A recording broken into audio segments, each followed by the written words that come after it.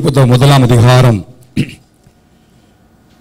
23ஆம் வசனத்திலிருந்து முடிவரை வாசிப்போம். நம்ம எல்லாரும் எழுதி நின்று Proverbs chapter 1 from verse 23 onwards.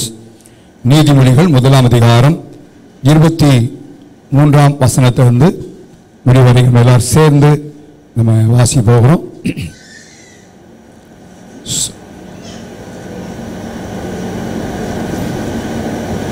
எல்லாரும் வாசிக்கலாமா?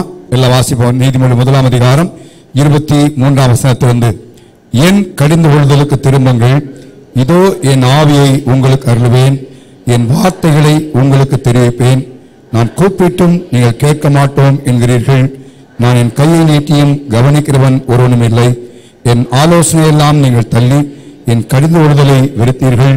ஆகையால் நானும் உங்கள் ஆபத்து காலத்தில் நகைத்து நீங்கள் பயப்படும் காரியம் வரும்போது ஆகடியம் பண்ணுவேன். நீங்கள் பயப்படும் காரியம் புசல் போல் வரும்போதும், ஆபத்து சூறாவளி போல் உங்களுக்கு நேரிடும் போதும், நெருக்கமும் இடுக்கமும் உங்கள் மேல் வரும்போதும் ஆகடியம் பண்ணுவேன். அப்பொழுது அவர்கள் என்னை நோக்கி கூப்பிடுவார்கள், நான் மறுபத்தில் கொடுக்க மாட்டேன். அவர்கள் அதிகாலையிலே என்னை தேடுவார்கள், என்னை காண மாட்டார்கள். அவர்கள் அறிவு வெறுத்தார்கள், கர்த்தருக்கு பயப்படுதலை தெரிந்து கொள்ளாமல் போனார்கள். என் ஆலோசனையெல்லாம் அவர்கள் விரும்பவில்லை, என் கடிந்து கொள்வதெல்லாம் அசட்டை பண்ணினார்கள். ஆகையால் அவர்கள் தங்கள் வழிகளின் பலனை புசிப்பார்கள், தங்கள் யோசனைகளால் திருப்தியடைவார்கள். பேதைகளின் மாறுபாடு அவளை கொல்லும், மூடரின் நிர்விசாரம் அவளை அழிக்கும். எனக்கு செவி கொடுக்கிறவன் எவனோ அவன் விக்கினமின்றி வாசம் பண்ணி ஆபத்திற்கு பயப்படாமல் அமைதியார். திரும்ப 33 திரும்ப எல்லாம் சேர்ந்து வாசிக்கலாமா?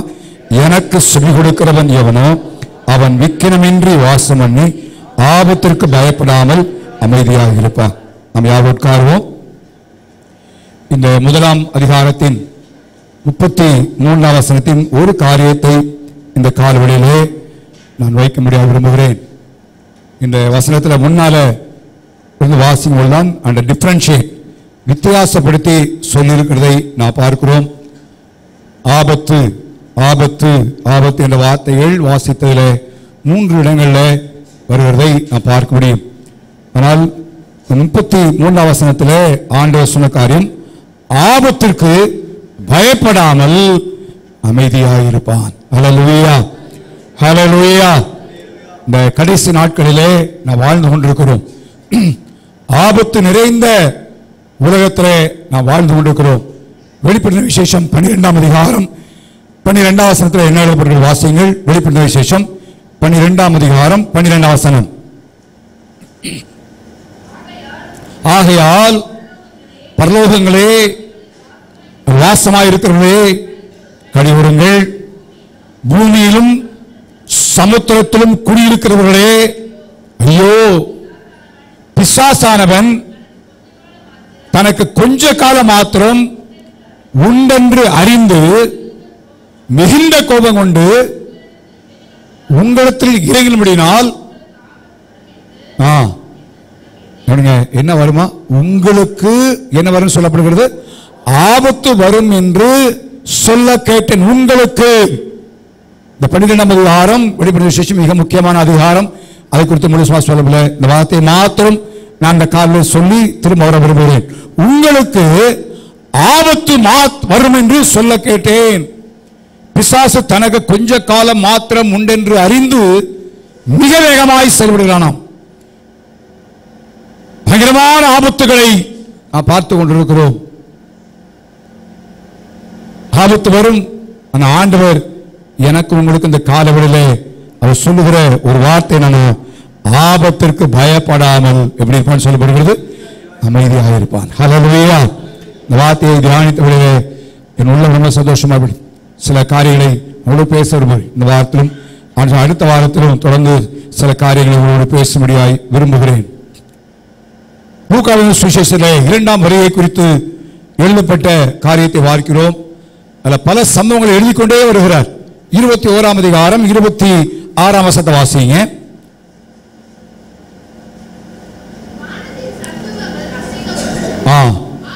ஆதலால் பூமியின் மேல் வரும் ஆபத்து, பூமியின் மேல் வரும் ஆபத்துகளுக்கு பயந்து எதிர்பார்க்கிறதுனால் மனுஷுடைய இருதயம் சோர்ந்து கடைசி காலத்தின் சம்பவத்தை கொள்ளப்படுகிறது. தேசத்திலே பயங்கரமான ஆபத்துக்கள் வரப்போகிறது என்பதை இந்த வேத வசனங்கள் சுட்டிக்காட்டுகிறதை நாம் பார்க்க முடியும். கடந்த நாட்களில் நான் இந்த ஆபத்தை குறித்து நான் சில காரியங்களை பார்த்த வழியிலே 2025 ஆண்டுல 5 விதமான ஆபத்துக்கள் உலகத்திற்கு உண்டு என்பதை அவர்கள் குறித்திருந்தார்கள். அதை நான் குறித்து வைத்தேன். 5 வகையான 5 விதங்களிலே உலகத்திலே ஆபத்து நெருங்கிக் கொண்டிருக்கிறது அல்லது இருக்கிறது என்பதை ஆராய்ந்து அவர்கள் குறிப்பிட்டு வைத்திருக்கிறார்கள். ஒன்று, இயற்கையின் சீரழிவு, இயற்கை மாற்றத்தினாலே ஏற்படுகிற ஆபத்து. நமக்கு தெரியும், மழை பெய்ய வேண்டிய காலம் அல்ல.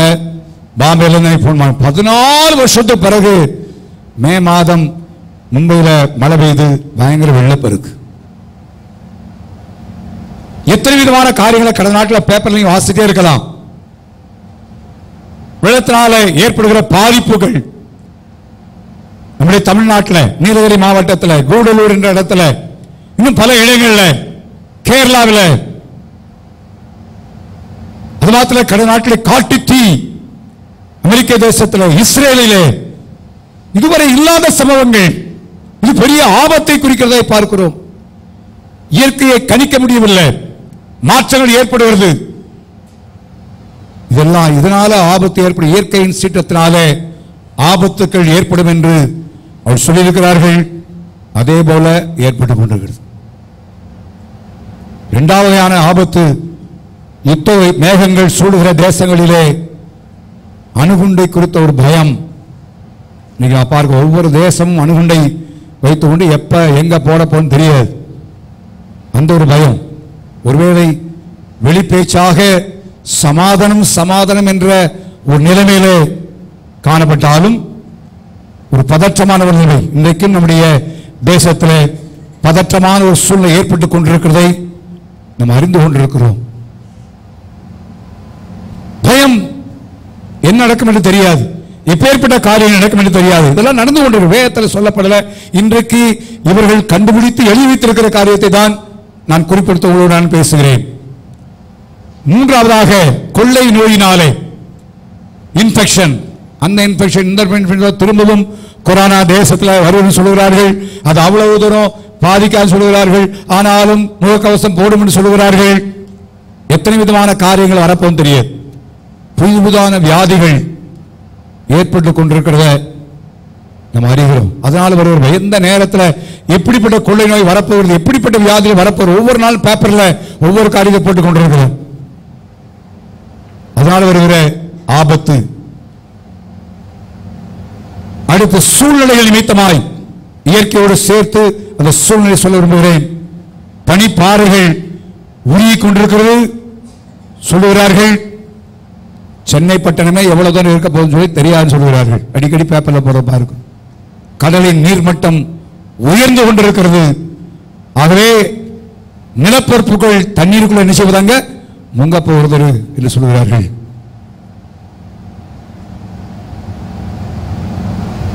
இன்னும் பொல்யூஷன்,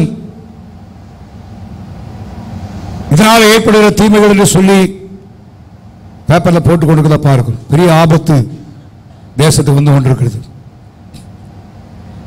அடுத்த பொருளாதார வீழ்ச்சியால் ஏற்படுகிற பெரிய ஆபத்து, பஞ்சம், வேலையில்லா திண்டாட்டங்கள் எல்லாம் ஏற்படுகிற உங்களுக்கு தெரியும். கடந்த நாட்டில் அமெரிக்காவில் ட்ரம்ப் பொறுப்படுத்த பிறகு எத்தனை பேருடைய விசா காலியாக்கப்படுகிறது என்று தெரியாது. ஒவ்வொரு நாளும் பேப்பர்ல போட்டுக்கிட்டு இருக்கு. பயமுறுத்துகிற காரியங்கள், பயம் உண்டாகி கொண்டிருக்கிறது, ஏற்பட்டுக் கொண்டிருக்கிறது. இன்னொரு பக்கத்தில் டெக்னிக்கலாக இருக்கிறார்கள். ஆர்டிபிஷியல் இன்டெலிஜென்ஸ் என்று சொல்லுகிற காரியங்கள் எல்லா துறைகளிலேயும் இன்றைக்கு புகுத்தப்பட்டுக் கொண்டிருக்கிறதுனால எத்தனை பேர் வேலை இழக்கப் போகிறார்கள் என்பது தெரியாது. சொல்லுவார், இப்படிப்பட்ட 5 விதமான ஆபத்துகள் இந்த 2025 ஆண்டிலே உலகத்தில் ஏற்படக்கூடிய வாய்ப்புகள் இருக்கிறது, வந்து கொண்டிருக்கிறது சொல்கிறார்கள். எப்படிப்பட்ட ஆபத்துகள் வந்தாலும் ஆண்டவர் எனக்கு உங்களை சொல்கிறாரு, ஆபத்திற்கு பயப்படாமல் அமைதியாக இருப்பான். ஹல்லேலூயா, ஹல்லேலூயா. அல்ல 50ஆம் சங்கீதம் 15ஆம் வசனத்திலே ஆண்டவர் எனக்கு உங்களுக்கு எழுதி கொடுத்திருக்கிறார். இந்த ஆபத்து காலத்தை குறித்து ஆண்டவர் சொல்லும் பொழுது 50ஆம் சங்கீதம் 15ஆம் வசனத்தை வாசிங்க. ஆபத்து காலத்தில் என்னை நோக்கி கூப்பிடு, நான் உன்னை என்ன செய்வேன், விடுவிப்பேன். ஆபத்து காலத்தில் தேவன் நம்மை விடுதலை செய்ய அவர் போதுமான தேவனா இருக்கிறார். ஆபத்து காலத்தில் யார் எதிர்பார்த்தாலும் எதிர்பார்க்காவிட்டாலும் ஆபத்துகள் வந்து கொண்டிருக்கு. பிரயாணம் பண்ணி போகும்பொழுது ரோட்ல பார்த்தீங்கன்னா எத்தனை கார்கள் ஆக்சிடென்ட் ஆகி கிடக்கிறத பார்க்க முடியும். ரோட்ல இந்த பக்கம் போனாலும் சரி, இந்த பக்கம் இருக்கிற கார் அந்த பக்கம் வந்து எத்தனை உயிர்கள் போய் கொண்டு, ஒவ்வொரு நாளும் பேப்பர்ல வாசிக்கிறோம், ஒவ்வொரு நாளும் எத்தனை ஆபத்துக்களை நான் பார்க்கிறோம். ஆனால் என்ன வந்தாலும் தேவனுடைய பிள்ளைகளாய் நான் நீங்களும் இந்த ஆபத்து நிறைந்த உலகத்தில் வாழ்ந்து கொண்டிருக்கிறோம். ஆண்டவர் சொன்னாரு, என்னை நோக்கி கூப்பிடப்பா, ஆபத்துல நான் உன்னை என்ன செய்வேன், விடுவிப்பேன். ஹல்லேலூயா, ஹல்லேலூயா.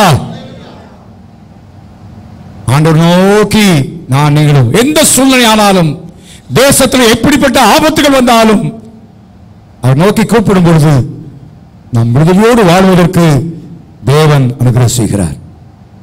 இந்த காலவெளியிலே ஒரு 5 காரியங்களை நான் உங்களோடு பேசும்படியாக விரும்புகிறேன். ஆபத்தை சந்தித்தவர்கள், ஆபத்திலே அவருடைய வாழ்க்கையிலே தேவன் அவர்கள் செய்த காரியங்களை குறித்து வேதம் சொல்லுவதை உங்களோடு நான் பகிர்ந்து கொள்ளும்படியாக விரும்புகிறேன். அவர்களுக்கு அப்படி செய்திருப்பாரானால் நமக்கும் ஆபத்திலே தேவன் அப்படிப்பட்ட காரியத்திலே விடுதலையை தருவார். ஹல்லேலூயா. ஆபத்துக்கு நாம் விதிவிலக்கானவர்கள் அல்ல, நம்ம உலகத்தில் இருக்கிறோம். உங்களுக்கு ஆபத்து வரும் சொல்ல கேட்டேன். பூமியில் வரப்போகிற ஆபத்துகளை குறித்து எதிர்பார்த்திருக்கிறால் ஜனங்களுடைய உள்ளமெல்லாம் சோர்ந்து போகிற ஒரு நிலைமை. ஆனால் நானும் நீங்களும் ஆண்டுடைய பிள்ளைகளாக இருப்பதனால, தேவனை பின்பற்றுவதனால எனக்கு உங்களுக்கும் அவரை நோக்கி நாம் கூப்பிடும் போது அவர் விடுவிப்பார். ஆபத்திற்கு பயப்படாமல் அமைதியாக இருப்பான். காரணம், ஆபத்துக்கு தப்பு வைக்கிற கர்த்தர் நமக்கு ஒரு இருக்கிறார். ஹல்லேலூயா. அவை அந்த ஒரு விசுவாசம், அந்த ஒரு பெரிய பாக்கியத்தை தேவன் நான் ஒவ்வொருவருக்கும் தேவன் கொடுத்திருக்கிறார். ஆபத்தை சந்தித்த அவருடைய வாழ்க்கையின் அனுபவமாய் போன 5 பேரை குறித்து நான் இந்த காலவெளியிலே வேதத்திலே சுட்டி காட்டும்படியாய் நான் விரும்புகிறேன். முதலாவதாக ஆதியாகமத்தின் புத்தகம் 35ஆம் அதிகாரம். ஆதியாகமத்தின் புத்தகம் 35ஆம் அதிகாரம் 3ஆம் வசனத்தை நாம் வாசிப்போம். நாம் எழுந்து பெத்தேலுக்கு போவோம் வாருங்கள். எனக்கு ஆபத்து நேரிட்ட நாளில்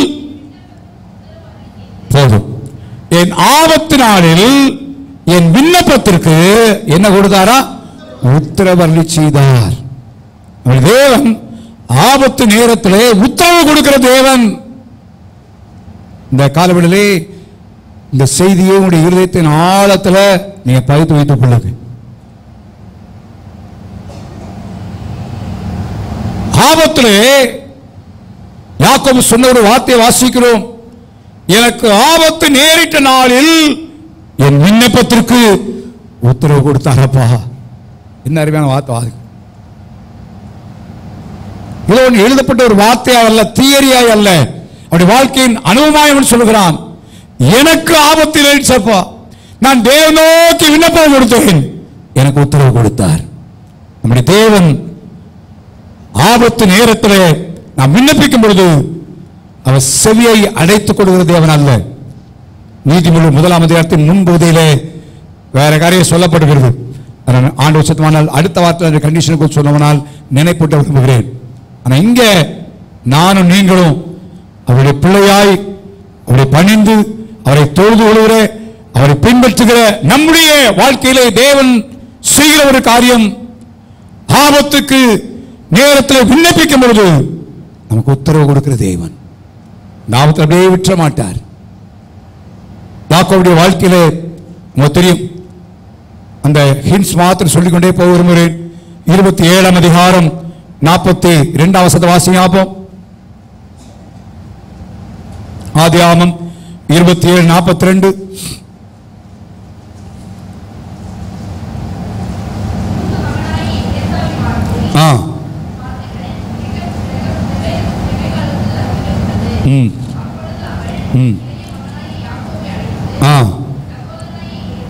உன் சகோதரனாகிய ஏசா உன்னை என்ன செய்யப்பட கொன்று போட போகிறான்.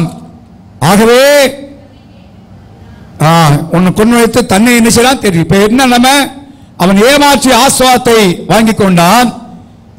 இப்பொழுது எப்படிப்பட்ட ஒரு ஆபத்து ஏற்பட போகிறது ஏசா யாக்கோபுக்கு. அவனுடைய சகோதரனாகிய ஏசா அவன் என்ன செய்ய கொன்று போட போகிறான்.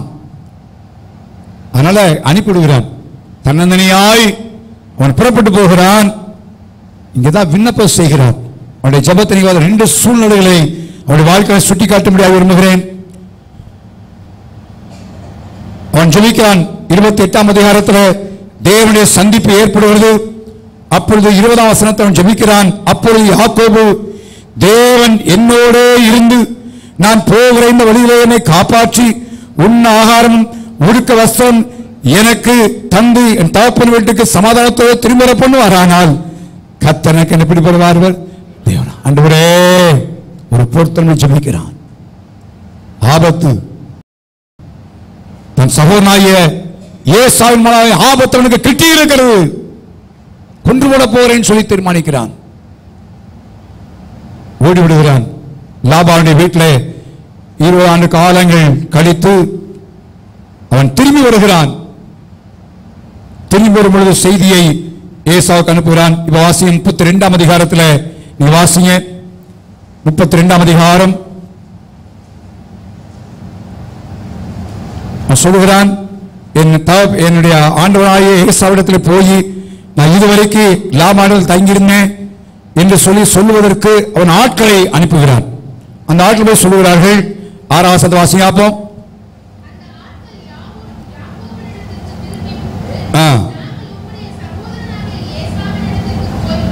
ம் 400 பேரோடு என்ன செய்ய வருகிறார்கள். இவனுக்கு பயம். ஐயோ, எங்க ஆபத்து, கொண்டு ஓடுவானா. ஏன்னா அன்னைக்கு அவன் ஆபத்துக்கு பயந்தா ஓடுனா. இன்றைக்கு எத்தனை பேர் வருவார்கள்? 400 பேரோடு வருவான்னு சொல்லி ஜெபம் பண்றான். 11 வசனத்தை முழுசுமா சொல்ல. 11 வசனத்துல என் சகோதரனாகிய ஏசாவின் கைக்கு என்ன செய்யும்? தப்பியும் ஆண்டவரே, அவன் வந்து என்னையும் பிள்ளையும் தாய்மாரையும் முறியடிப்பான் என்று அவனுக்கு நான் என்ன செய்திருக்கிறேன். ஆண்டவருடைய விண்ணப்பத்தை கேட்டார். அவனுடைய விண்ணப்பத்தை தேவன் அவனுக்கு செவி கொடுத்தார் என்பதை நான் பார்க்கிறோம். அதனால்தான் 35 அதிகாரத்தில் அவன் சொல்லுகிறான், எனக்கு ஆபத்தை நேரிட்ட நாளிலே எனக்கு என்ன கொடுத்தாரு? உத்தரவு கொடுத்தார். ஹல்லேலூயா. நம்முடைய தேவன் நம்முடைய ஆபத்தை எனக்கு உத்தரவு கொடுக்கிற தேவன்.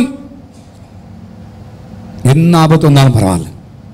தேசத்தில் ஆபத்து கிட்டி இருக்கிறது. சுற்றிலும் ஆபத்துகள் நடந்து கொண்டிருக்கிறது. தேசம் ஆபத்தை எதிர்நோக்கி காத்துக் கொண்டிருக்கிறார்கள். அப்படிப்பட்ட நாட்களில்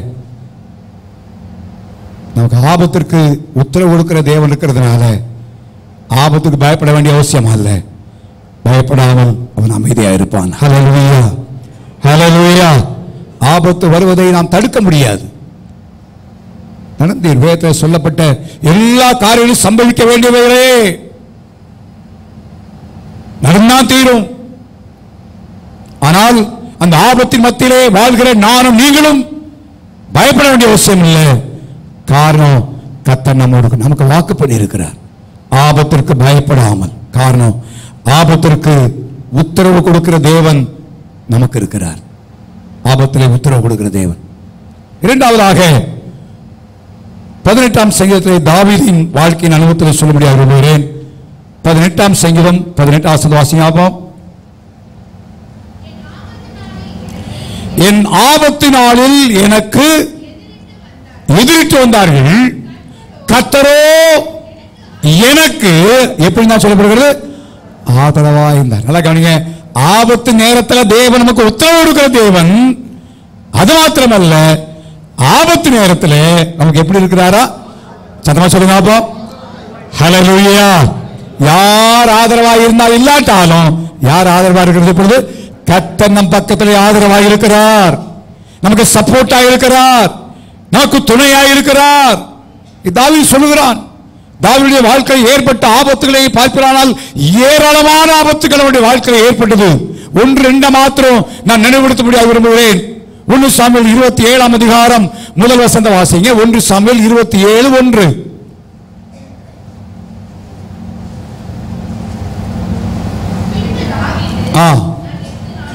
நான் எந்த நாளிலாயிலும் ஒரு நாள் சவுலின் கையினால், நல்லா கவனிங்க, உனக்கு பெரிய ஆபத்து யாருனால வருகிறது? இப்பொழுது சவுலினால். சொல்ல, என்னைக்குனால ஒரு நாடு நான் யாருக்கெல்லாம் சாக போறேன்? சவுல். பெரிய ஆபத்து சவுல்னால. 28 அதிகாரம் 20 வாசிங்க. சாரி, 20 அதிகாரம் 3 வாசம். 20:3. 1 சாமுவேல் 20:3.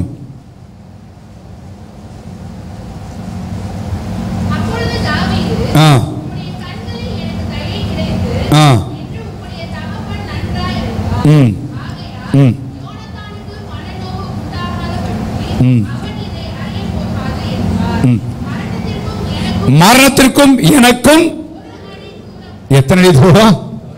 ஒரு அடி தூரம் தான் ஐயா. ஆபத்து அவ்வளவு தூரம் இருக்கு எனக்கு, ஆபத்து அவ்வளவு தூரம் எனக்கு இருக்கு. ஆனா கர்த்தரோ எனக்கு எப்படி இருக்கிறாரா? ஆதரவு. ஆண்டவர் ஆதரவா இருந்தார்னா ஜனங்களே நமக்கு ஆதரவாய் தருவார். ஹல்லேலூயா. எதிரிட்டவர்கள் வருவார்கள், ஆனா கர்த்தர் நமக்கு ஆதரவாய் ஜனங்களை நினைச்சு வராங்க, எழுப்புவார். அப்படியே தாவீதின் வாழ்க்கையை கொஞ்சம் பார்த்தேன். ஒரு சில சம்பவத்தை மாத்திரம் நினைப்பூட்ட முடியாது விரும்புகிறேன். தேவன் ஆதரவாய் எழுப்பினார். சவுல் அவனை கொல்ல முடியாது வழி பார்த்தான். எப்ப ஆபத்து வரும், எந்த பக்கத்தில் இருந்து ஆபத்து வரும் நமக்கு தெரியாது. ஆனா ஆண்டவனுக்கு ஆதரவான ஆற்றல் தந்தார். தன் மகளாகிய மீகாலை திருமணம் முடித்து கொடுத்தான். எதற்காக தெரியுமா? அந்த திருமணத்துக்கு முன்னாலேயே தாவீது என்ன செய்யணும்? கொல்லணும், பெலிஸ்தர் கையினால விழ வைக்கணும். ஆனா அது இல்லை. ஒரு நாள் மீகா வீட்டிற்கு தாவீதை கொண்டு வரும்படியாய் சேவரை அனுப்பினான்.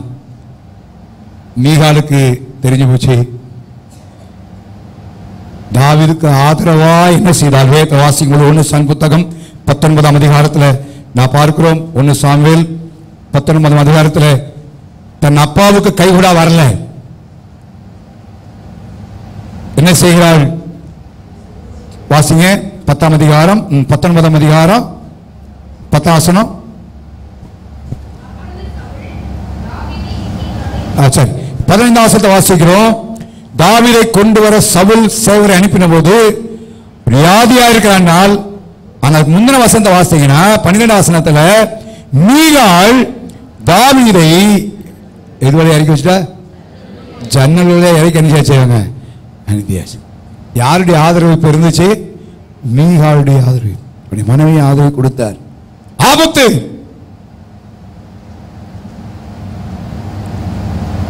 நீங்க அடுத்து பார்த்தீங்கன்னா யோனத்தானுடைய ஆதரவு யாருக்கு இருந்துச்சு? தாவீதுக்கு இருந்தது. யோனத்தான் தான் அடுத்த அரசகுமாரன், பட்டத்துக்கு வர வேண்டும். அவனை கொல்ல முடியாது எத்தனையோ முறை எதிர்பார்த்து எவ்வளவு யோனத்தானுடைய ஆதரவு. சவுல் சொல்லுகிறான், வாசிங்கன்னா 20 வசனம் வாசிங்க. அப்போ 1 சாமுவேல் 20:30. 20:30.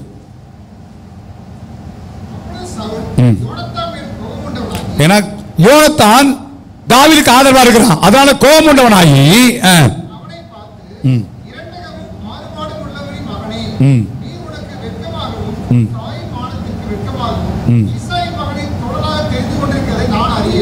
கவனிங்க. ஆனா கர்த்தர் தாவீதுக்கு ஆதரவாய் யோனத்தானை எழுப்பினார். ஹல்லேலூயா, ஹல்லேலூயா. ஆபத்து ஏற்படும். 2025 ஆண்டின் ஜூன் மாதம் முதல் தேதியில கத்த சொல்ற வார்த்தை என்னன்னா, எதிர்த்து வரலாம் அலுவலகத்துல, நீ இருக்கிற இடத்துல, சுற்றத்தார் மத்தியில நீ பயப்பட வேண்டிய அவசியம் இல்லை. கத்தர் ஆதரவாய் இருப்பார். ஹல்லேலூயா. நமக்கு ஆதரவாய் ஜனங்களை கத்தர் எழுப்புவார். தொடர்ந்து நீங்க வாசிங்கன்னு சொன்னா 1 நாளாகமம் 12ஆம் அதிகாரத்தை வாசி பாருங்க. ஜனங்கள் நினைச்சார்கள் தாவீதின் பட்சமாய் சேர்ந்தார்கள், தாவீதின் பட்சமாய் சேர்ந்தார்கள், தாவீதின் பட்சமாய் சேர்ந்தார்கள் சொல்லி ஜனங்களுடைய ஆதரவை கத்தர் சேரங்க கொடுத்தார். தாவீது சவுல் ஒரு பக்கம் அவனுக்கு ஆபத்தை கொண்டு வரும்படியாய் வந்தான். அந்த அதிகாரத்தில் பல வசனம் இருக்கிறது. 22ஆம் வசனத்தை வாசித்தோம்னா இருக்கு, அக்காலத்திலே நாளுக்கு நாள் தாவீதுக்கு உதவி செய்யும் மனுஷர் அவளுக்கு வந்து சேர்ந்தபடியினால் அவர்கள் தேவ சேனையை போல் மகா சேனையார்கள். அல்லேலூயா. ஒரு பக்கம் ஆபத்து, சவுல்னால ஆபத்தான். எனக்கு மரணத்திற்கு ஒரு அடி தூரம் தான். யோசிச்சு பாருங்க, என்ன என்னைக்கு நாள் ஒரு நாள் சவுல் நாள் தான் சாக போறேன். அவ்வளவு தூரம் ஆபத்து எங்க இருந்தாலும் சூழ்ந்து இருக்கிறது. ஆனா கத்தர் விடல. 18ஆம் சங்கீதத்தை எழுதும்போது சொல்கிறான், கத்தரோ எனக்கு ஆதரவாக இருந்தார். ஹல்லேலூயா. அருமையான கர்த்தருடைய பிள்ளைகளே, தேசத்தில் ஆபத்துகள் சூழலாம், பல ஆபத்துகள் நம்மை சுற்றி ஏற்படலாம். நான் பயப்பட வேண்டிய அவசியம் இல்லை. ஜனங்கள் எதிர்த்து வரலாம், ஆனா கத்தர் அந்த ஸ்தலத்திலேயே நமக்கு ஆதரவாய் ஜனங்களை தேவன் எழுப்புவார். காரணம், தேவன் நம்முடைய பட்சத்தில் இருப்பார். ஹல்லேலூயா. ஆகவே நம்முடைய ஜீவியத்தில் நாம் தொடர்ந்து ஆண்டவரை பற்றிக் கொள்வோம், ஆண்டவரை பிடித்துக் கொள்வோம். ஆபத்துக்கு பயப்பட வேண்டிய அவசியம் இல்லை. ஏற்படட்டும், செய்தித்தாள்ல பல மோசமான செய்திகள் வரட்டும், நமக்குள்ள ஒன்று இருக்கணும், நான் ஆபத்துக்கு பயப்பட மாட்டேன். என் விண்ணப்பத்திற்கு ஒரு உத்தரவு கொடுக்கிற தேவன், எனக்கு அவர் ஆதரவாக இருக்கிறாரு. அவர் என்னை போஷிப்பாரு, என்னை நடத்துவாரு, என் தேவையெல்லாம் சந்திப்பார், என்னை ஆச்சரியமா நடத்துவார். 12ஆம் அதிகாரத்தில் நான் பார்த்தேன்னா, ஜனங்கள் ஆதரவாக இருந்தது மாத்திரமல்ல, அங்க சொல்லப்பட்ட வார்த்தையில நான் பார்க்கும் பொழுது ஜனங்கள் அந்த 40ஆம் வசனத்துல நீங்க வாசிங்க 40ஆம் வசனம் வாசிங்க அப்போ.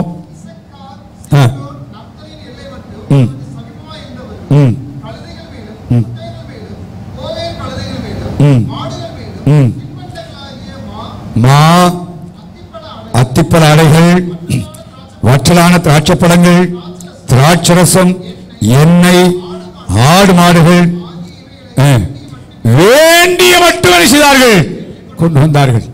பாருங்க, ஆண்டவர் நமக்கு ஆதரவா இருப்பாரனா நம்ம தேவையெல்லாம் சந்திப்பார். ஹல்லேலூயா. யாரை கொண்டு சொல்ல, எப்படி அவர் சந்திப்பார். தாவீது இப்ப வனாந்தரத்தில் விரட்டப்பட்ட நிலைமை ஒண்ணு இல்லை, ஆபத்து கிட்டி இருக்கிற ஒரு நேரம். ஆனால் ஜனங்கள் ஆதரவாக இருந்தார்கள். அவனுக்கு கொண்டு வந்து கொடுத்தார். என்னென்ன வேணுமாப்பா, என்ன சாப்பாடு, எல்லாம் ஏராளமாய் கொண்டு வந்து வேண்டிய மட்டும். பார்த்தீங்களா வார்த்தை, வேண்டிய மட்டும் கொண்டாங்க எழுதப்பட்டுகிறது. அந்த தேவனை அந்த கால்வெளியிலே நம்ம ஆராதிக்கிறோம். அவர்தான் சொல்லாரு, நீ ஆபத்திற்கு பயப்பட மாட்டே. அல்லேலூயா. என்னை நோக்கி கூப்பிடு, நான் உனக்கு என்ன செய்வேன், விடுதலை தருவேன். ஆபத்து காலத்தை என்ன நோக்கி விடு, நான் விடுதலை தருவேன். கத்தரை உறுதியாய் பற்றிக் கொள்வது நாட்கள்ல ஆண்டவர் அதிகமாக நெருங்குவோம், கிட்டி சேருவோம். 37ஆம் சங்கீதம் 19ஆம் வசனம் வாசிங்க. 37ஆம் சங்கீதம் 19ஆம் வசனம். அவர்கள் ஆபத்து காலத்திலே வெட்கப்பட்டு போகாதிருந்து பஞ்ச காலத்தில் திரித்தேடுவார்கள். ஆபத்து காலத்திலே என்ன செய்ய விட மாட்டார் ஆண்டவர்? சத்தமா சொல்லுங்க, வெட்கப்பட்டு போக விட மாட்டார். ஆபத்து தேசம் வருது, சூழ்ந்திருக்கிறது. ஆனால் தேவன் என்னையும் உங்களையும் வெட்கப்பட்டு போக விட மாட்டார். ஏன்? அவருடைய பிள்ளைகளாக நாம் இருப்பதனாலே, அவரை பின்பற்றுவதனாலே வெட்கப்பட்டு போக விட மாட்டார்.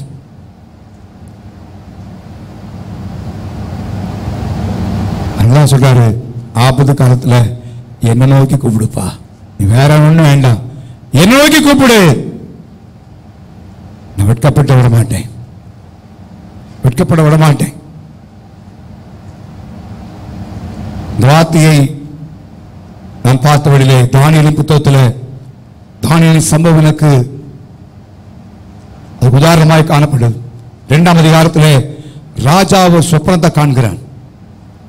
சொப்பனத்தை கண்டு என்ன செய்கிறான்?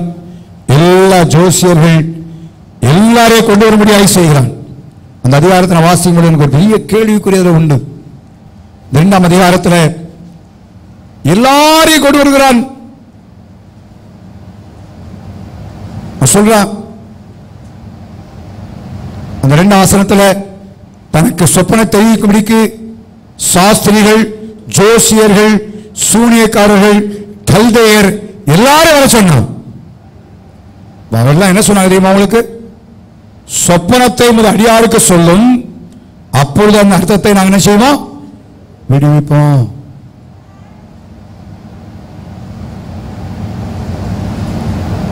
சொன்ன காரியம், நீங்க சொப்பனத்தையும் சொல்லணும், அதன் அர்த்தத்தை என்ன செய்யணும்? சொல்லணும். அப்படின்னா பரிசு தருவேன், இல்லைன்னா எல்லாரையும் நான் கொலை செய்ய போகிறேன். பெரிய ஆபத்து கிட்டி இருக்கிற நேரம், ஆபத்து சூழ்ந்திருக்கிற நேரம். திரும்ப திரும்ப அந்த அதிகாரத்திலே சொல்லப்படுகிறது. அப்பொழுது ராஜா 12 வாசிக்கிறோம், மகா கோபம் கண்டானாம். ஏன் யார் அவளால் சொல்ல முடியல? யார் சொல்ல முடியாது? ராஜாவே, நீ சொப்பனத்தை சொன்னாதான் அர்த்தம் சொல்ல முடியும். ஆகவே டிலே பண்ணனால அவன் பயங்கர கோபம் கொண்டு பாபிலோனில் இருக்கிற எல்லா ஞானிகளையும் கொலை செய்ய செய்தான், கட்டளையிட்டான். நீங்க பார்த்தீங்கன்னா அடுத்த வசந்த வாசிங்க. அப்போ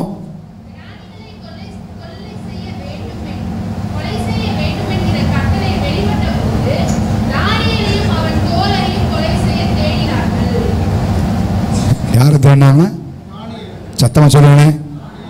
இது வரைக்கும் அங்க எங்க இருந்தான்னு தெரியாது. ஆனா அவனுக்கு தெரியாது, விஷயமே யாருக்கு தெரியாது? தானியேலுக்கு தெரியாது. தானியேலுக்கு தெரியாது விஷயம், தேசத்தை நடக்குது. ஆனா தானியேலுக்கு தெரியாது, ஒண்ணுமே தெரியாது.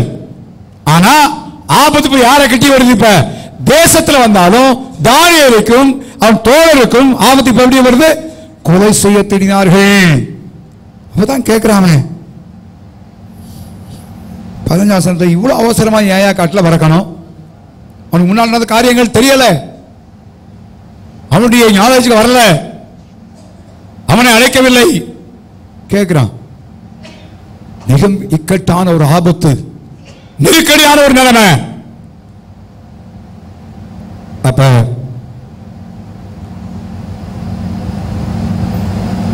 ராஜா போய் சொல்றான், இந்த சொப்பனத்தின் அர்த்தத்தை ராஜா காண்பிக்கும்படிக்கு தனக்கு தவணை டைம் கொடுங்க ராஜாவை, எனக்கு நேரம் கொடுங்க. ஷாத்ராக் மேஷாக் ஆபத்து காலத்தில் என்ன நோக்கி கூப்பிட்டு ஆண்டவர் சொன்னார்களவா, பரலோகத்தின் தேவன் நோக்கி கூப்பிட்டார்கள்.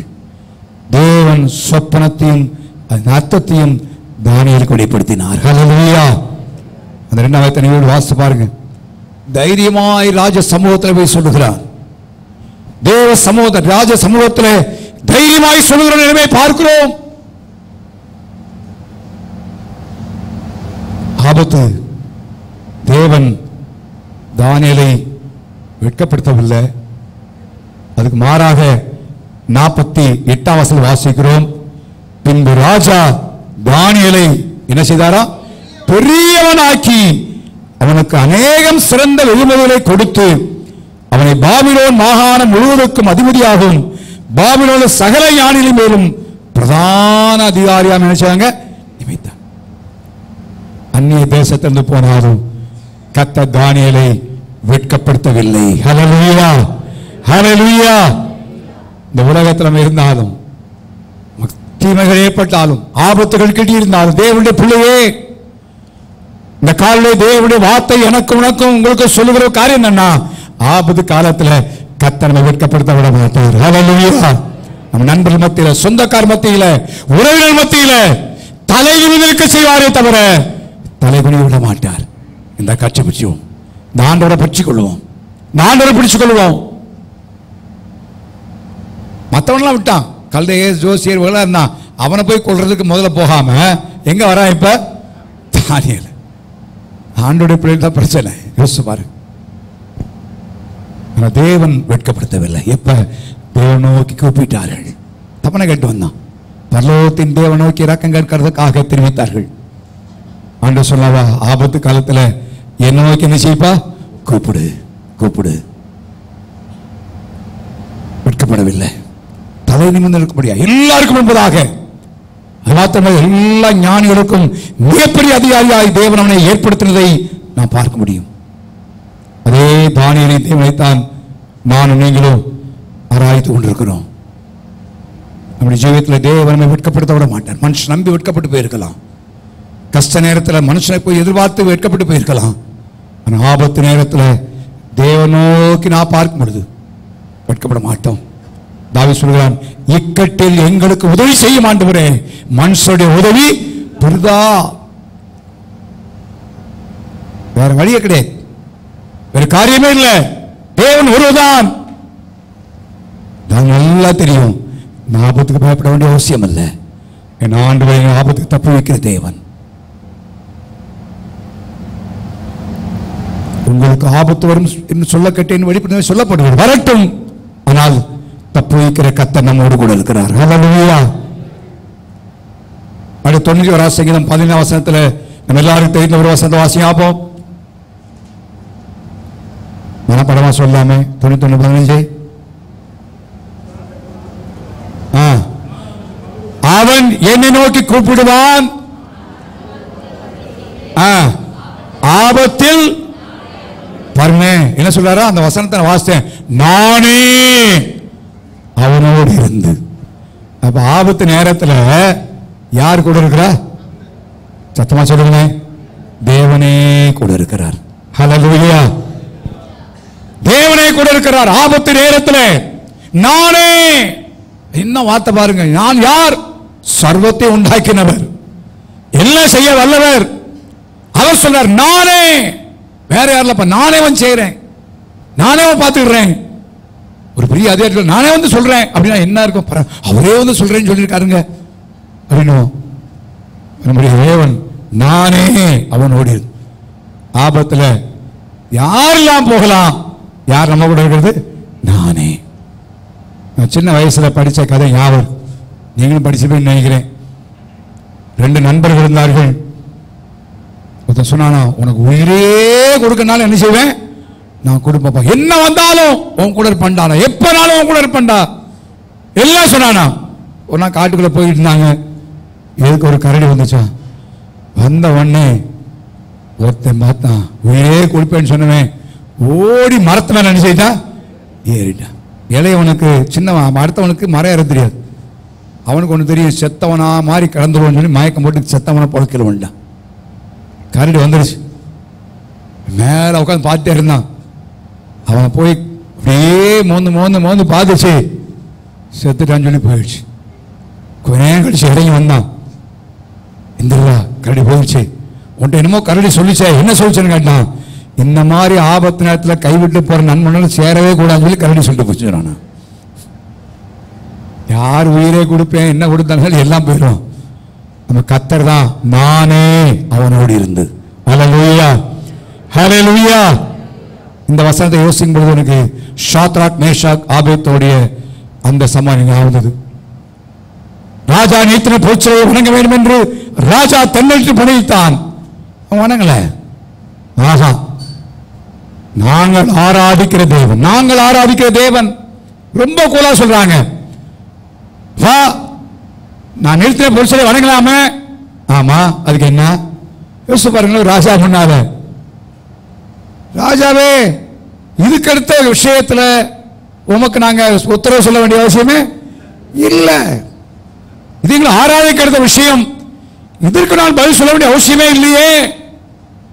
என்ன ஒரு துணிச்சல் அவங்களுக்கு தெரியும். ஆபத்தில் எங்களோடு கூட இருக்கிற ஆண்டவர் ஒருத்தர் இருக்கிறார். ஹல்லேலூயா. அப்படியே தப்பி வைக்காமல் போனாலும் சரி, நாங்க நிறுத்தின பொருட்களை வணங்க மாட்டோம். அருமையான தேவனுடைய பிள்ளையே, 3 பேரை தூக்கி உள்ள போட்டார்கள். ராஜா பார்த்தா இப்ப எத்தனை பேர் இருக்கிறாங்க? நான் நினைக்கிறேன் பக்கத்தில் ஒன்றா கூப்பிட்டேன், என்றான் இருப்பான். ஒவ்வொருத்தனா எண்ணி பார்த்துருப்பான். 1 2 3 4 கண்ணை கசைக்கு எண்ணி பார்த்துருப்பான். கண்ணாடி போட்டா தொடச்சு கூட பார்த்துருப்பான். எத்தனை பேர் தான்? ஏன் தெரியுமா? ஆபத்தில் நானே அவனோடு இருந்தேன். அதான் ஏசாயா 43 சொன்னாரு 2ஆம் வசனத்தில், நீ தண்ணீரை கடக்கும் பொழுது நான் கரையில் உட்காந்து டைரக்ட் பண்ணுவேன். அது மாதிரி வாடினாரா? இல்லை, நீங்க மக்கள் டைரக்ட் பண்ணுவான். ஏய் அப்படி வா, இப்படி வா, அதடி இதடி அப்படி சொல்ல. ஆண்டவர் அப்படி இல்லை. நீ தண்ணீரை கடக்கும் பொழுது நான் என்ன செய்வேன்? கூட இருப்பான்ப்பா. எவ்வளவு நல்ல ஆண்டவரை ஆராதிக்கிறோம் யோசிப்பார். இப்பேற்பட்ட தேவனை ஆராதிக்கிறோம். இப்படி தேவனை எவ்வளவு சிறந்தவர் என்பதை யோசிச்சு பாருங்க. கைவிட்டு ஓடுறவர் அல்ல, அல்ல மேல உட்காந்து கமெண்ட் பண்ணிக்கிட்டு இருக்கிறவர் அல்ல. 4வது நபராக அக்கினி சூளைக்குள்ளே இறங்கி வந்து விட்டார். நான் அவனோடு இருந்து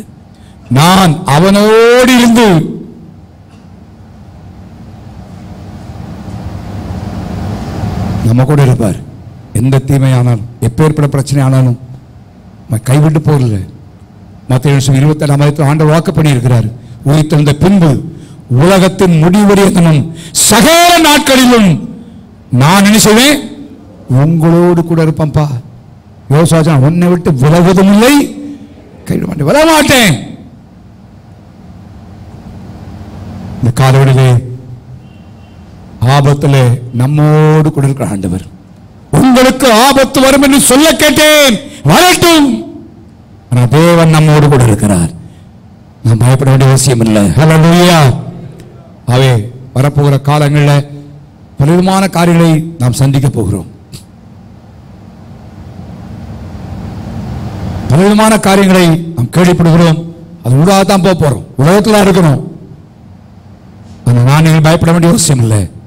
இந்த ஆபத்தில் என்னோடு கூட இருந்து என்னை நடத்துகிற கர்த்தரோடு இருக்கிறார். ஹல்லேலூயா. என் கூட இருப்பார். அது போதும், அது போதும். அவரே எல்லாவற்றையும் பார்த்துக் கொள்வார். ஆகவே ஆண்டவரை இந்த ஜூன் மாதத்தில் அதிகமாக பற்றிக்கொள்ளும். அவரை பிடித்துக் கொள்ளும். ஒரு மனுஷன் நன்மை செஞ்சானா அவனுக்கு எவ்வளவோ கடமைப்பட்டிருக்கிறோம்னு சொல்றோம். இந்த ஆண்டவருக்கு நாம் எவ்வளவு கடமைப்பட்டவர்கள் யோசிப்பார். இந்த ஆண்டவரை பிடித்துக் கொள்வோம். இந்த ஆண்டவரை அதிகமாக நெருங்குவோம். கடைசி ஒரு சம்பவத்தை சொல்லி முடிக்க விரும்புகிறேன். நம்ம வாஸ்தவம் நீதிமொழிகள் 1:33 ஆபத்திற்கு பயப்படாமல் எப்படி சொல்லப்படுகிறது? அமைதியார். ஆண்டவர் ஜெபத்தை கேட்கிறாரு, வெட்கப்பட்டு போக விட மாட்டாரு. நம்ம கூட என்ன செய்யாருங்க இருக்கிறாரு. அது மாத்திரமல்ல, ஆபத்திற்கு பயப்படாமல் எப்படி இருப்பானா? சத்தமா சொல்லுங்க அப்போ. அமைதியார். ஐயோ இப்படி ஆயிருமோ, அப்படி ஆயிருமோ, இது நடந்துருமோ, அது நடந்துருமோ, இல்ல நான் பயப்பட மாட்டேன். அப்போஸ்தலர்கள் 12ஆம் அதிகாரத்தை நான் பார்ப்போமானால் ஏரோதின் நாட்களில் நடந்த சம்பவத்தை நான் பார்க்கிறோம். இந்த அதிகாரத்தில் சொல்லப்பட்ட சம்பவத்தை பார்க்கிறோம். ஏரோது சபையில சில துன்பப்படுத்தின தேவ ஜனங்களை, யோவானுடைய சகோதரன் யாக்கோபை பட்டயத்தினாலே என்ன செய்தான்? கொலை செய்தான். யூதருக்கு பிரியமானு சொல்லி பேதுருவையும் பிடிக்க தொடர்ந்தான். அடுத்த நாள்ல பேதுருடைய தலை என்ன செய்ய போகுது? வெட்டப்பட போகுது. அதான் கவனிங்க. மரணம் எப்ப யாருக்கு வரும் தெரியாது, ஒருவரை தவிர. யாருக்குன்னா, இன்னைக்கு ஜெயில கோர்ட்ல சொல்லாங்க, நாளைக்கு உனக்கு என்னது? தூக்கு தண்டனை. அவனுக்கு மாத்திரம் மரணம் வர நேரம் என்ன செய்யும் தெரியும். நான் சில காரியத்தை படிச்சதில்லை. அப்படிப்பட்ட செய்தி அவங்க சொல்லியாச்சுன்னா அவர்கள் கிறுக்கு பிடித்து விடுவானா, ராத்திரா தூங்க மாட்டானா, என்ன செய்வான்னு தெரியாதான். அப்படிப்பட்ட நிலைமை. பேதுரு தெரியும் நாளைக்கு ஆபத்து. கழுத்துக்கு என்ன வருது? இப்ப கத்தி. ஆபத்து எங்கேயோ இல்ல, ஆபத்து பக்கத்துல தான் இருக்கு, நெருங்கிருச்சு தெரியும். ஆனா அவர் என்ன செய்யறாரா? 6ஆம் வசனத்தை வாசிங்கன்னா, ராத்திரியிலே பேதுரு 2 சங்கிலினாலே கட்டப்பட்டு 2 சேவர் நடுவே என்ன செய்து கொண்டானா? அல்ல நித்திரை. தேவதூதன் வந்து எங்க தட்டினானா? மற்ற இடத்துல தட்டினா ரொம்ப சென்சிட்டிவ் பார்ட் விழா, அங்க தட்டுறான் இந்திரா. ஆனா அவனுக்கு அதெல்லாம் எப்படி இருந்துச்சா? அவ்வளவு தூக்கம், நித்திரை, அவ்வளவு நித்திரை. ஏன் தெரியுமா? ஆபத்திற்கு என்ன செய்யல? பயப்படல. பயப்படல, அமைதியா அம்மா நல்ல நித்திரை பண்ணி கொண்டிருக்கிறான். நித்திரை பண்ணி கொண்டிருக்கிறான். கண்மான கத்தோடைய பிள்ளைகளே, தேசத்திலே ஆபத்தான செய்திகளை கேள்விப்பட போகிறோம். நாம் பயப்பட வேண்டிய அவசியமே இல்லை. நம்மை நடத்துகிற கர்த்தர் இருக்கிறார். ஹல்லேலூயா. என் ஜனங்கள் நான் அளிக்கும் நன்மையினாலே எப்படி இருப்பார்கள்? ஆண்டவர் செய்வார், ஆண்டவர் நடத்துவார். எப்படி நடத்துறான்னு தெரியாது. அதனால நாட்டில் கர்த்தரை பற்றிக் கொள்ளணும், ஆண்டவரை பிடிச்சு கொள்ளணும், ஆண்டவர் அதிகமாக தேடணும். நான் சொன்ன முதல் அதிகாரத்தில் முதல் பகுதியில் கான்ட்ரடிக்டிவா சொல்லிருக்கு, கேட்க மாட்டேன் அதெல்லாம் சொல்லியிருக்கு. அது உண்மைதான். ஆண்டவர் பேசும் பொழுது செவி கொடுத்து அவரை பற்றி கொண்டு அவரோடு நெருக்கமாய் ஜீவித்து அவருக்குரிய நேரத்தை கொடுத்து அவரோடு நாம் இருப்போமானால் நம்ம எதற்கும் பயப்பட வேண்டிய அவசியமே இல்லை. எல்லாவற்றையும் கர்த்தர் பார்த்துக் கொள்வார். ஹல்லேலூயா. அவே ஆபத்து கிட்டி இருக்கிற, ஆபத்து வந்து கொண்டிருக்கிற உலகத்தில் வாழ்ந்து கொண்டிருக்கிறோம். ஆபத்து வராது சொல்ல பைபிள் ஆபத்து வருதான் சொல்லப்படும். நீங்க 107ஆம் சங்கீதத்தை வாசிங்கன்னா ஆபத்து நாளிலே, ஆபத்து நாளிலே, ஆபத்து நாளிலே, ஆபத்து நாளிலே என்று திரும்ப திரும்ப வார்த்தை வருது. தேவ ஜனங்களுக்கு ஏற்பட்ட காரியத்தை குறித்து ஆபத்து நாளிலே, ஆபத்து நாளிலே, ஆபத்து நாளிலே, ஆபத்து நாளிலே என்று சொல்லி நலப்பரப்பு காரியங்களில் வெளிப்பட்ட விஷயம் சொல்லப்படுகிறது. உங்களுக்கு ஆபத்து வரும் என்று சொல்ல கேட்டேன்.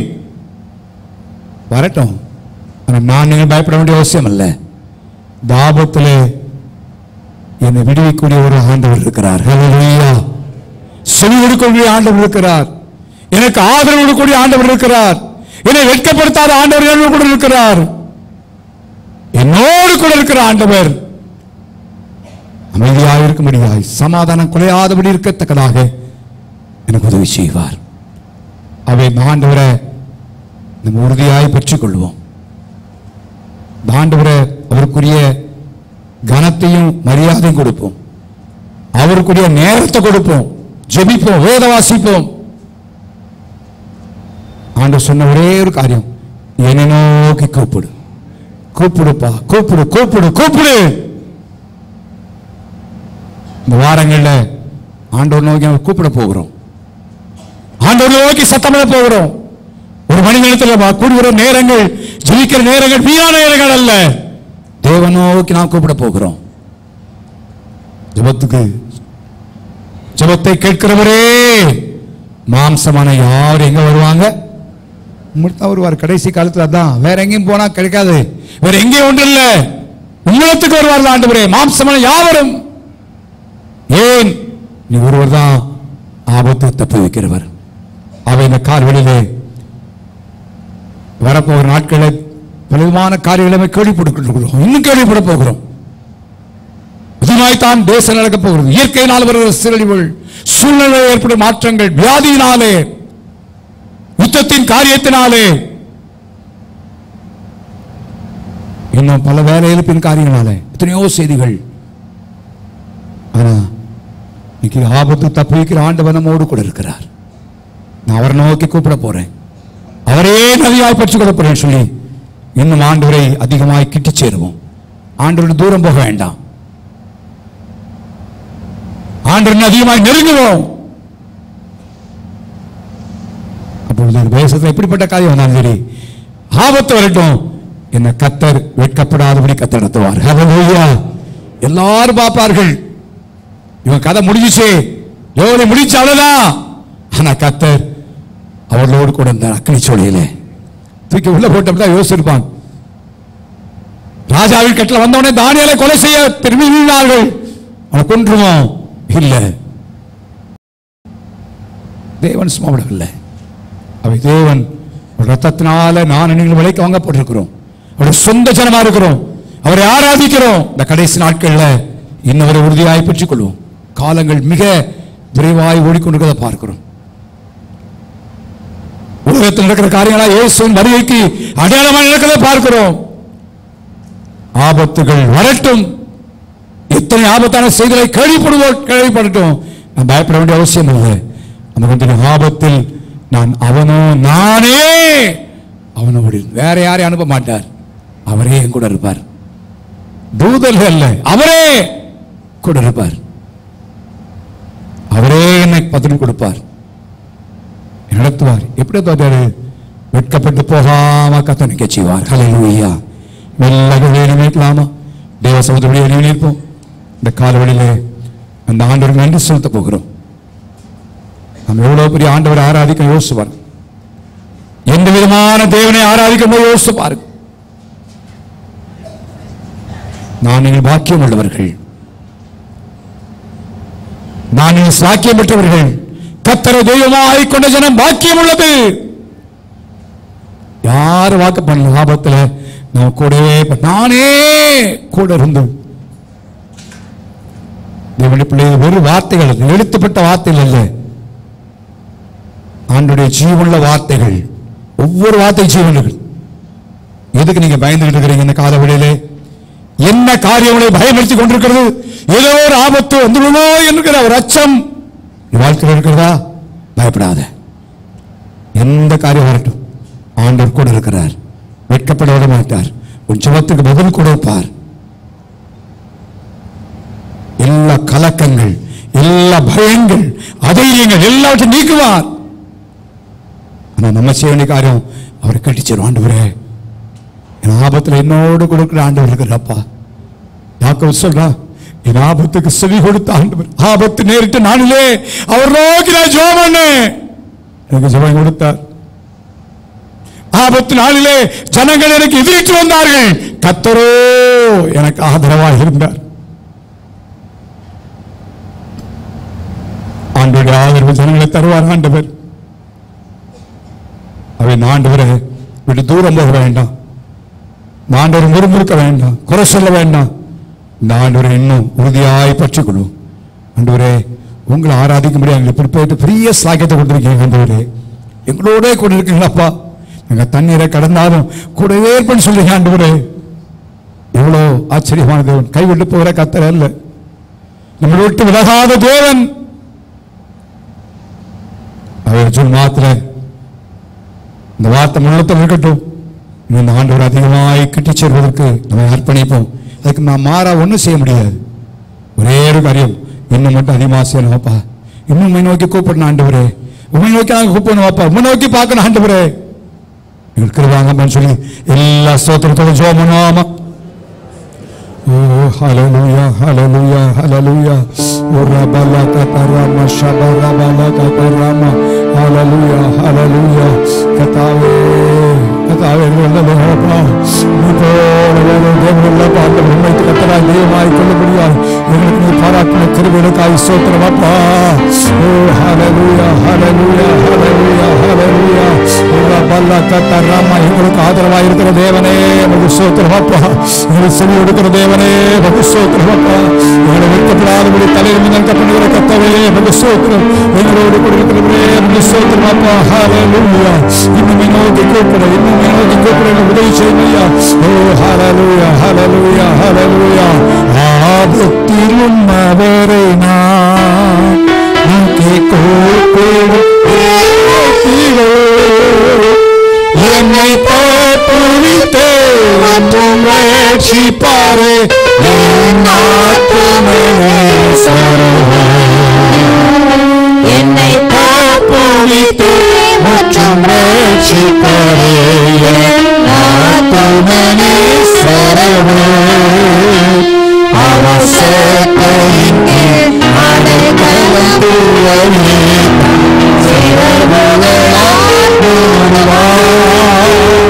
அவசரத்தையின் அடைக்கலம் தூவனே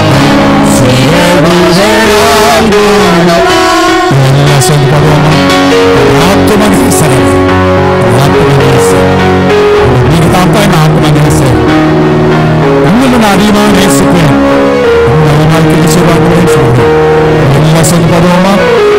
ஆபத்திலும் மலரினார் நோக்கி தோப்பிடும் மேடையிலோ என்னை தப்புவித்தே முற்றும் ரட்சிப்பாரே.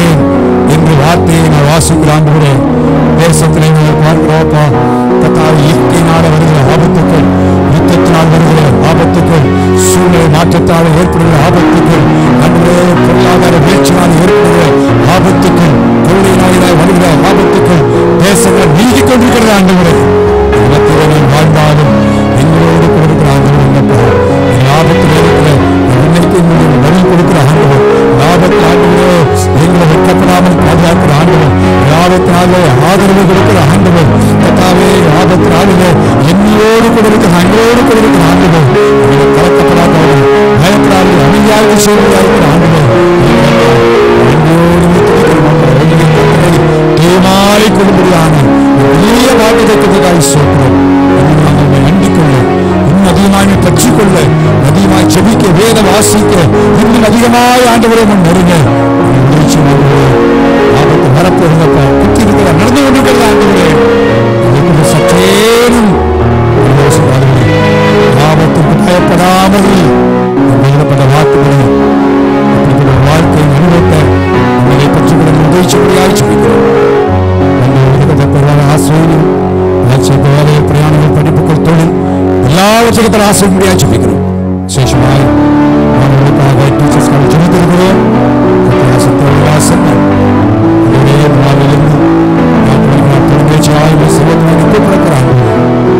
நோக்கி கூப்பிட சொல்ல ஆபத்துக்காக கூப்பிட சொல்லுகிறேன். கூப்பிட போகிறோம். கத்தராண்டே மகத்தான பணி செய்திருப்படியாச்சு ஆசிரியமாக ஜெபித்து உனக்கு நாங்கள் சர்வ கணத்தை நினைத்துள்ளி இயேசுவின் நாமத்தில் இருக்கிறது போகிறோம். மறைந்துள்ளே